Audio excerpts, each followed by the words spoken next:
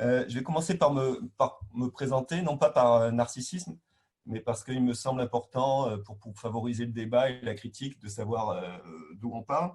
Et effectivement, je ne suis pas professeur en en économie, je suis professeur en sciences de l'information et de la communication. Et justement, pour moi, l'économie, c'est une sous-discipline de la communication. Hein, il y a les sciences de la communication, c'est les sciences des relations humaines. Mais dans ces relations humaines, il y a des relations humaines particulières qui s'appellent des relations économiques, mais qui, pour moi, ne peuvent se comprendre que si on les englobe dans l'ensemble des relations sociales. Euh, et la monnaie est un média, pour moi, de même un média comme la télévision, Facebook ou Zoom sont des médias. Et si Eric m'a invité, c'est que je viens de sortir un bouquin qui s'appelle Défaire le capitalisme, refaire la démocratie, les enjeux du délibéralisme. Au fond, l'idée, c'est d'essayer de retrouver une troisième voie. D'un côté, il y a le business as usual, la globalisation financière telle qu'on la connaît. Face à cette globalisation financière qui aujourd'hui est en difficulté, on a un seul modèle pour l'instant, c'est le retour à la xénophobie identitaire, au retour au nationalisme comme Trump, Bolsonaro, Marine Le Pen en France. Et l'idée, c'est de rouvrir une troisième voie et de dire qu'il y a une troisième voie. Donc, par contre, je pense qu'il faut des noms aux choses et essayer de voir vers où on veut aller. Il me semble qu'effectivement, il ne s'agit pas d'une révolution, il ne s'agit pas. Donc, il faudra bien une transition vers une autre société, mais cette autre société, elle est déjà là. Tout mon travail, c'est de réfléchir et de montrer que le monde de demain est déjà là pour le meilleur, si on va vers une société, vers ce que j'appelle le délibéralisme, pour le pire, si on revient à la globalisation financière telle qu'elle était avant la crise, ou si on va plus probablement vers une montée du nationalisme. La deuxième précision liminaire, c'est que, et ça aussi, ça me démarque un peu des économistes, c'est que pour moi, la science ne dit pas la vérité. La science est une construction singulière qui obéit à des règles, à des méthodes, et qui obéit à deux choses en particulier. D'une part, l'exigence de réfutabilité. Donc, dès qu'on avance un argument ou un auteur, eh ben, on peut aller regarder et on peut vérifier et dire le contraire. Et c'est validé par des pairs. Donc, tout ce que je raconte, c'est issu de recherches qui ont été un jour ou l'autre publiées dans des revues scientifiques. La deuxième vision de la science aussi, c'est que pour moi, la science, c'est ni quelque chose qui est neutre. Voilà, on ne fait pas de la science pour la science, comme le disait Poincaré. Il n'y a qu'à voir Hiroshima pour montrer que les découvertes sur l'énergie atomique ont quand même une influence. Donc la science, elle n'est pas neutre. Elle ne doit pas non plus, comme le disait Platon, diriger tout. Or, on a l'impression un peu de revenir un peu à cette aristocratie scientifique aujourd'hui avec le virus. Hein, c'est les médecins qui nous disent quoi faire, comment faire, comme si le politique avait disparu. Non, moi je pense que la place de la science, avec Michel Buravoy, c'est d'ouvrir le débat public, de montrer que la manière de poser les problèmes tels qu'elles sont habituellement par les politiques et par les médias peuvent être élargies et qu'il y a d'autres manières de poser les problèmes. Et donc, je me situe, pour le dire autrement, dans une épistémologie de la complexité chère à Edgar Morin. Et donc, du coup, dans cette première session, je vais m'intéresser à deux choses. Tout d'abord, essayer de distinguer ce qui est un peu mélangé entre économie, science-économie et capitalisme. Et puis, dans un deuxième temps, essayer de définir le système dans lequel nous sommes, ce qu'est le capitalisme, et montrer que c'est une construction historique et qu'on peut avoir plusieurs appréhensions de cette construction historique, et qu'en tout cas, ce n'est pas une évolution logique et naturelle qui nous aurait conduit naturellement vers ce système qui serait le seul possible. Alors, je vais commencer par le premier point. Essayer de distinguer entre économie, science économique et capitalisme. Premier point, l'économie, ce n'est pas forcément l'économie de marché, puisque si on... Alors qu'aujourd'hui, on nous parle, quand on nous parle d'économie, on nous parle d'économie de marché essentiellement. Alors que si on revient à la racine historique, économie, ça vient du grec oikos. Oikos, c'est le foyer. Et ce qui est intéressant, c'est que oikos, c'est aussi la même racine qu'écologie. Parce que finalement, notre foyer à tous, c'est la Terre. Ce qui veut dire que d'une part, il existe plusieurs types d'économies. Dans l'histoire, on a eu des économies différentes. Par exemple, quand le foyer n'était pas stable, ben, c'était les chasseurs, ceux qui faisaient de la cueillette. Donc, on avait une économie particulière au fait qu'on habite dans un foyer nomade. Et quand on a eu des foyers stables, eh ben, on peut habiter en ville et on peut avoir une économie industrielle, ou on peut habiter à la campagne et on a une économie rurale. Donc, il n'y a pas une économie, il y a des types d'économies qui dépendent du foyer, de notre manière d'habiter au foyer, de notre manière d'être au monde. Et notre manière d'être au monde, c'est aussi une manière de concevoir le monde. Et nous verrons que le capitalisme est une manière de concevoir le monde, mais qu'il peut y avoir d'autres manières de concevoir le monde, donc d'autres manières de faire l'économie. Tout ça pour dire que la réduction actuelle de l'économie au marché, elle est fausse. Et puis cette réduction aussi, comme si il y avait d'un côté l'économie et puis la vie. C'est-à-dire que nous, pour sauver nos vies, il faut que l'économie s'arrête. C'est comme si l'économie était quelque chose, ça renferme cette idée que l'économie, c'est à part. Or, moi, tout mon travail et toute notre vision, et on n'est pas la seule, et Jean-Louis Laville disait ça dans un blog sur Alternative Économie, l'économie, c'est une relation sociale, ça fait partie de la vie entièrement. Et c'est justement, l'idée, c'est de réencastrer l'économie dans la vie, et non pas séparer, c'est comme s'il y avait d'un côté nos vies et l'économie. Et c'est justement repenser l'économie pour qu'aujourd'hui, l'économie soit pleinement dans nos vies et pas à côté de la vie sociale, pas en dehors, n'obéissent pas à des lois qui seraient spécifiques et différentes. Deuxième point, la science économique. La science économique, c'est la science qui réfléchit, qui théorise ce qu'est l'économie. Premier point, par rapport à d'autres sciences, c'est une science très récente. Hein, ce n'est pas la physique, ce n'est pas les mathématiques. C'est une science qui, d'après même les économistes, est née au XVIIIe siècle avec des travaux de Adam Smith et David Ricardo. Cette science, pour simplifier, elle a deux caractéristiques importantes. D'une part, elle repose sur un paradigme, c'est-à-dire une hypothèse qui est largement partagée et admise par l'ensemble des chercheurs en économie, c'est que le marché est le meilleur facteur d'allocation des ressources rares. Donc, on est dans un système où il y a des ressources rares, et la meilleure façon de répartir ces ressources rares, c'est de faire confiance au marché. Ce n'est pas l'État, ce n'est pas l'individu, c'est le marché qui par les forces, les mécanismes du marché. Alors Adam Smith parlait de la main invisible du marché, parce que pour lui, la main invisible, c'était la main de Dieu. Quelqu'un comme Hayek va parler d'un système autorégulateur, mais c'est la même idée. Le marché est le meilleur facteur d'allocation des ressources. Ça, c'est le paradigme. Mais derrière ce paradigme, il y a aussi une épistémologie, c'est-à-dire une conception particulière de ce que c'est que la connaissance et de ce que c'est que la science. C'est une épistémologie que je qualifierais de positiviste. C'est une épistémologie qui est issue des Lumières, qui est cette idée qu'il y a d'un côté la réalité, de l'autre le chercheur, et le chercheur ne fait que découvrir la réalité. Le modèle de cette science positiviste, c'est la physique de Newton. Et donc, on observe des astres, on observe une pomme tomber et on en déduit une loi mathématique. Et du coup, on est dans une vision de la science formelle, mathématisable, avec cette idée qu'on retrouvait chez Laplace, que la raison peut tout expliquer. Le monde est écrit en langage mathématique, et donc il suffit d'avoir les bons outils mathématiques pour décrire le monde. Mais ce qui veut dire que l'économie, dans cette perspective, c'est une science qui décrit des lois naturelles. Les lois économiques sont comme des lois physiques, des lois naturelles, et qui seraient mathématisables. Cette science économique qui domine, on l'appelle classiquement l'économie orthodoxe, l'économie dominante, celle dont les experts sont souvent invités sur les plateaux de télévision. Et pour moi, cette science économique, c'est ce que j'appelle un régime de justification, quelque chose qui justifie le système dans lequel on est, et ce système étant un système dominé par le capitalisme.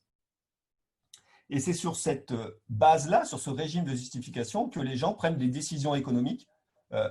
Par exemple, la Banque centrale européenne prend ses décisions en partie en s'appuyant sur ses références de théorie économique, notamment sur le déficit du budgétaire, sur le fait que une vision monétariste du fait que l'État ne doit pas intervenir dans la monnaie, que la monnaie doit être une affaire privée. Et donc, la Banque centrale ne doit pas intervenir, doit juste garantir qu'il y ait le minimum d'inflation, mais ne peut pas, par exemple, pratiquer une relance budgétaire. On a vu qu'aujourd'hui, grâce au confinement, tout ça, ça a été remis en cause. Mais en gros, voilà, il y a un corps de doctrine, une justification théorique. Mais cette justification théorique n'est pas que théorique. Tous ceux qui nous gouvernent, les ministres de l'économie, au Luxembourg et ailleurs, ont étudié cette théorie économique. Ils disent, voilà, c'est ça l'économie. Et toutes les décisions qu'on a sont liées, font référence à cette doctrine théorique. Ceci dit, s'il y a une science économique orthodoxe dominante, il y a une autre science économique qui existe aussi, hétérodoxe. Ça peut être, qui partage une science qui peut soit partager un autre paradigme, comme la science, les économistes marxistes le font, ou les théoriciens de la décroissance, ou qui peut partir aussi d'une autre compréhension, une autre épistémologie, c'est-à-dire se dire que finalement la science ne décrit pas le réel, elle le construit. Et ben, c'est plutôt ce qu'on fait avec mon collègue Daniel Goujon, puisque j'ai oublié de le préciser. Mes travaux se font avec un économiste patenté qui s'appelle Daniel Goujon. Mais nous, on s'inscrit dans une autre vision de la science, qui est une vision de la complexité. Donc la science économique, elle est dominée par une certaine vision, un paradigme, celui du marché, dominé par une épistémologie, l'épistémologie positiviste, mais elle recèle aussi d'autres manières de penser. Alors, on revient au capitalisme. Qu'est-ce que le capitalisme? C'est le type d'économie qui domine actuellement. Ce qui veut dire que, si elle domine actuellement, il n'en a pas toujours été ainsi. Et je vais le montrer dans la deuxième partie. Et 2, si elle domine, c'est qu'il y a d'autres types d'économies. Donc, dire qu'on est dans une économie capitaliste, c'est vrai et c'est faux. L'exact, c'est une économie qui est dominée par le capitalisme. Puisqu'on a toujours une économie publique, on a des hôpitaux, des écoles, enfin on en parle beaucoup de l'hôpital et de l'école, mais c'est bien de l'économie publique. On a une économie sociale et solidaire, Éric Lavillunière en parlait, mais il y a aussi toute une économie qui est totalement invisible, et dont parlent beaucoup les écoféministes, c'est l'économie domestique. Et s'il n'y a plus personne pour s'occuper de la maison, tout le reste s'effondre, comme dirait Brodel. Donc voilà pour ma première partie. Donc il y a une confusion, mais il y a bien 3 choses distinctes. L'économie, la science qui justifie le régime, enfin une science qui devrait étudier l'économie, mais qui en fait justifie un régime particulier. Et ce régime particulier, ce n'est pas le régime unique, mais c'est un régime qui domine l'économie actuellement, qui est le capitalisme. Alors du coup, c'est quoi le capitalisme? Et comme j'ai dit que c'était un système historique, quelle est l'histoire du capitalisme? Il y a 2 manières de voir cette histoire. Une vision classique, avec 2 penseurs qui sont souvent cités quand on parle du capitalisme. Le premier, c'est Marx, bien entendu. Et Marx a une vision matérialiste, c'est-à-dire que ce qui gouverne le monde, c'est la matière, c'est l'économie, ce n'est pas les idées, c'est le mode de production qui gouverne. Et pour Marx, qu'est-ce que le capitalisme? C'est un système d'exploitation qui a succédé à 2 autres systèmes d'exploitation, qui étaient l'esclavagisme antique, avec les maîtres et les esclaves. Ce régime est, à un moment donné, rentré en contradiction, puisqu'il y a une lutte des classes. Cette lutte des classes a provoqué la fin du régime esclavagiste.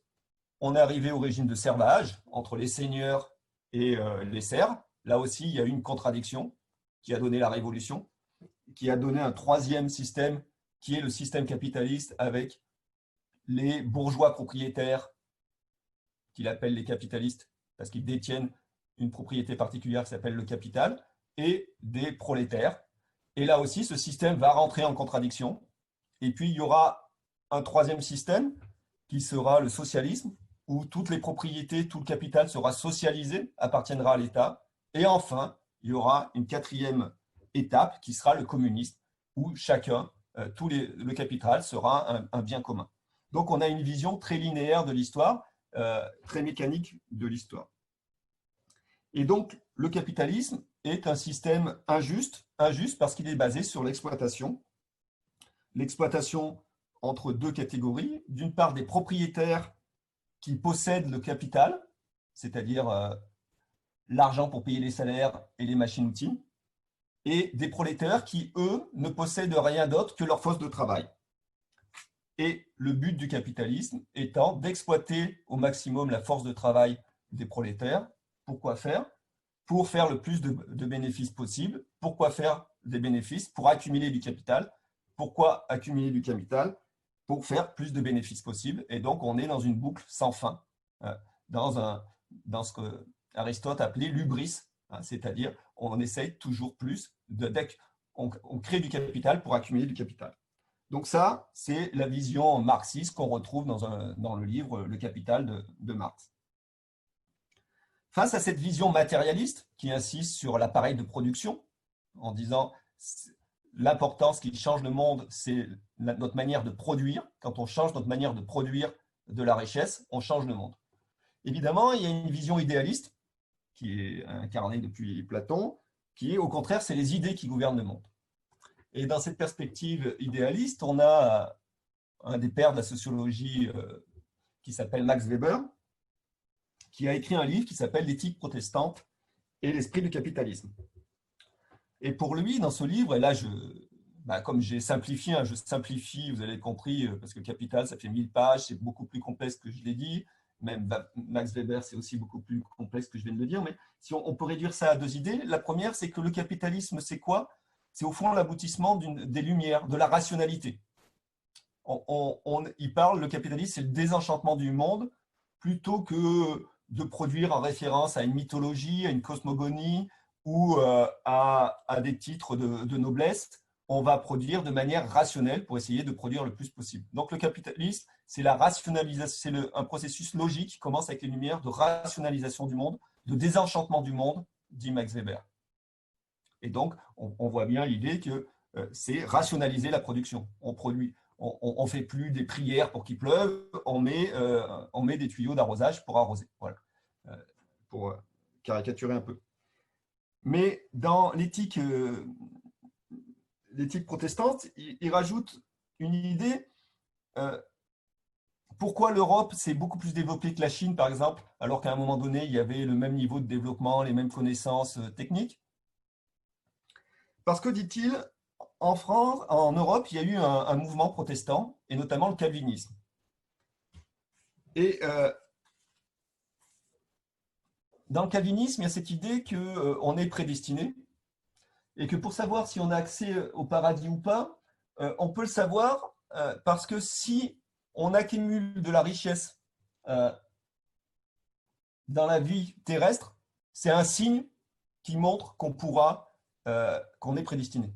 Et donc, comparé à toutes les autres religions qui jusqu'ici, notamment, vous le savez, dans la religion, il y avait interdiction du crédit. L'éthique dans toutes les religions du livre, encore aujourd'hui dans le monde musulman notamment.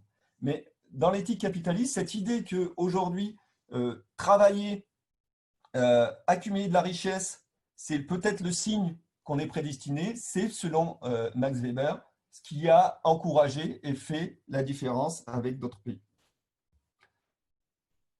Donc ça, c'est les deux grandes visions du capitalisme. On a des visions beaucoup moins classiques dont je vais vous parler. Je vais vous parler de trois auteurs. Le premier, c'est un historien qui s'appelle Fernand Braudel, qui, en 1980, a écrit 3 tomes, 1000 pages chaque tome, sur la civilisation matérielle et le capitalisme. Donc pour lui, premièrement, il ne croit pas du tout à la thèse de Weber. Et il dit que le capitalisme, ce n'est pas la rationalité. Le capitalisme, c'est la spéculation. Et pour lui, le capitalisme, c'est-à-dire cette idée que je vais parier et je ne suis pas sûr de gagner, mais je vais faire un pari pour gagner beaucoup d'argent. Et cette spéculation, elle naît, dit-il, avec l'économie monde, c'est-à-dire en gros autour du... Alors elle naît avant, en 1200, parce qu'il y a à partir du moment où on développe des moyens de locomotion et des échanges, mais ça va s'accélérer avec la découverte d'une part de la route de la soie et d'autre part du Nouveau Monde. Parce que l'économie est très... Envoyer un bateau en Amérique, avec les aléas à l'époque, etc., on a toutes les chances de le perdre. Mais si, par bonheur, un bateau revient, on a multiplié sa mise par 1000, 10 000, 100 000 fois sa mise. Donc, ça vaut le coup d'envoyer 3, 4, 5 bateaux. Mais pour avoir 4, 5 bateaux, il faut déjà avoir de l'argent.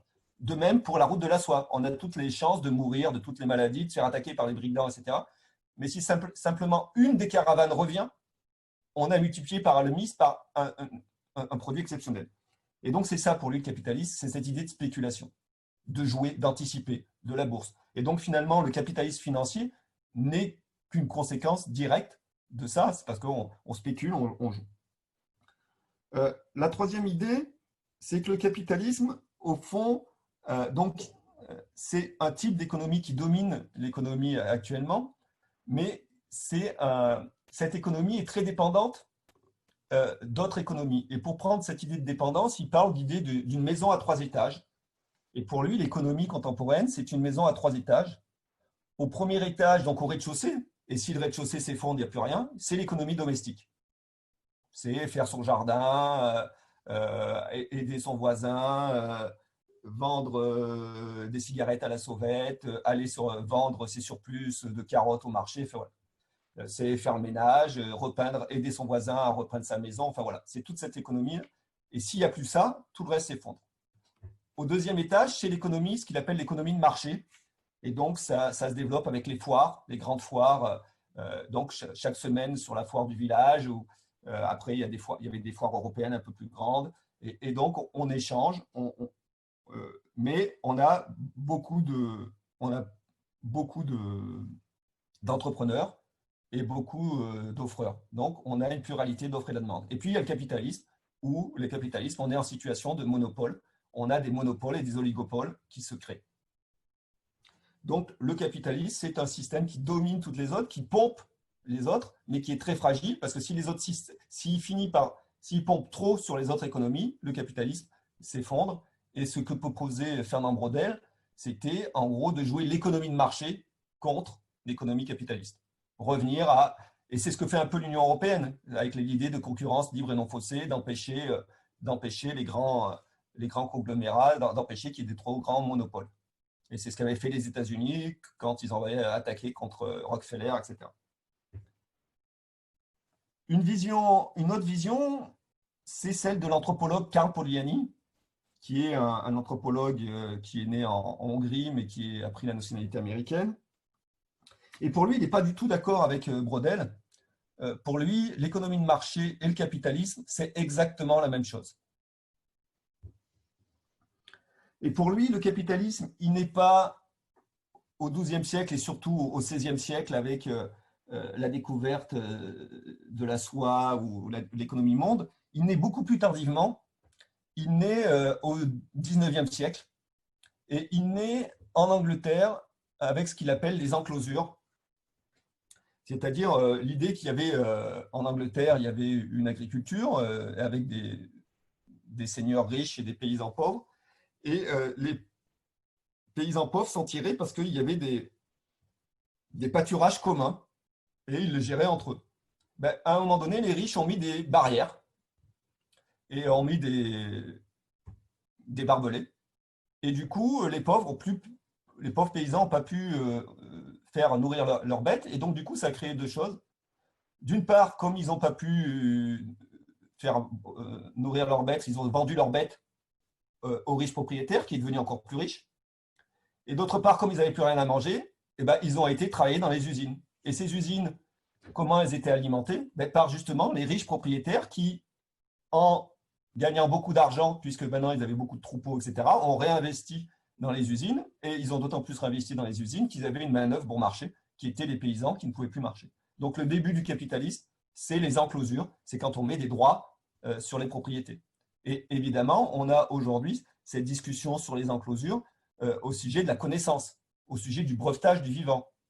Normalement, la connaissance appartient à tout le monde, et quand on essaye de mettre un brevet sur, par exemple, sur un génome agricole, et du coup, on met une enclosure, on met un droit de propriété là où on était dans un bien commun.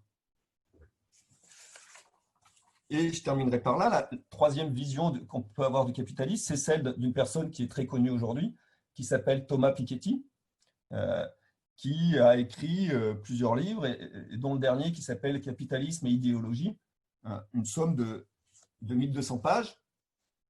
Et pour lui, le capitalisme, il fait un peu une synthèse entre Weber et Marx. C'est le prolongement matériel de l'idéologie propriétaire. C'est quoi cette idéologie propriétaire? C'est cette idée que la propriété privée, c'est sacré. Vous savez tous la phrase de Proudhon, la propriété, c'est le vol. L'idéologie propriétaire, c'est exactement l'inverse. La propriété, c'est sacré. Et pourquoi la propriété, c'est sacré, au fond? Puisque les chasseurs-cueilleurs n'avaient pas de propriété. Alors, pourquoi c'est sacré? Une des hypothèses qui suggère dans ce livre, c'est parce qu'à un moment donné, on a eu l'Église, très puissante, l'Église catholique, très puissante en Europe, et l'Église avait des monastères. Mais qu'est-ce que font les moines? Les moines, ils ne travaillent pas puisqu'ils prient. Et donc, les moines, il fallait bien qu'ils se nourrissent.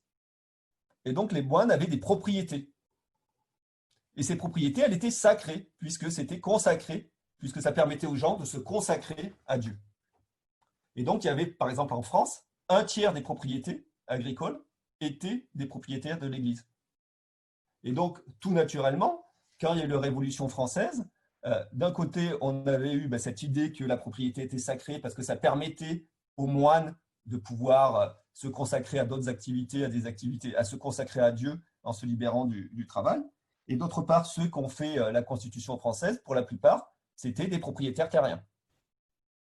C'était des bourgeois, donc, qui avaient la propriété. Donc, pour eux, la propriété, c'était sacré. Donc, la propriété est sacrée non pas parce qu'elle est sacrée en elle-même, mais parce qu'il y a une idéologie qui, à la fois, une alliance entre cette histoire de l'Église et cet intérêt des propriétaires. Et donc, pour lui, quelle est l'origine du capitalisme? C'est l'esclavagisme. Parce que l'esclavagisme, c'est pousser le droit de la propriété jusqu'à son comble en disant « je suis propriétaire de l'autre ». Je suis propriétaire des hommes qui travaillent, et les hommes sont des biens, sont des marchandises comme les hommes, et donc s'ils sont des marchandises comme les autres, je peux avoir des droits de propriété dessus. Et d'ailleurs, il rappelle une chose très juste, c'est que quand on a aboli l'esclavage, on n'a pas du tout indemnisé les esclaves, on a indemnisé les propriétaires d'esclaves. Et c'est pour ça qu'Haïti a été endetté jusqu'en 1950, parce qu'ils ont dû rembourser la dette. Haïti, qui a été le premier pays où les esclaves se sont libérés, auto-libération des esclaves, ils ont dû indemniser les propriétaires. Donc tout ça pour vous raconter quoi, et je vais terminer, je serai à peu près dans les délais, même si je parlais peut-être un petit peu plus. Donc j'ai parlé vite, je suis désolé, mais peut-être deux choses à retenir. D'une part que le capitalisme, c'est un type particulier d'économie qui surgit à un moment donné de l'histoire. Donc on ne sait pas trop quand, mais ça n'a pas toujours existé. Et sans doute, on a du mal à identifier une cause unique. Peut-être que si on met ensemble toutes ces idées, mais on voit que c'est quelque chose, c'est un phénomène historique, ce n'est pas du tout un phénomène naturel. Et en gros, comme toute construction historique, toute construction historique a un début, une naissance, un apogée et une mort. Donc, il n'y a aucune raison pour que le capitalisme soit le seul système qui gouverne l'économie ad vitam aeternam. C'est une construction historique singulière et donc elle peut être remplacée par une autre construction historique. Ça, c'est le premier point. Le deuxième point, c'est qu'au fond, la science économique actuelle ne traite pas d'économie, elle traite d'économie capitaliste. Elle confond économie et capitaliste. Et deux, c'est une science qui est positiviste, c'est-à-dire qu'elle inscrit l'idée qu'il y ait des lois naturelles, que le capitalisme est une loi naturelle, c'est-à-dire n'est pas une construction historique, ce que j'ai essayé de montrer. Et donc, du coup, aujourd'hui, on est dans deux visions du monde. Une qui est celle de l'économie orthodoxe, pour qui le capitalisme, c'est une évolution naturelle, comme l'évolution qui a conduit du singe à l'homme aujourd'hui. Et donc, il y aurait une évolution naturelle de l'économie.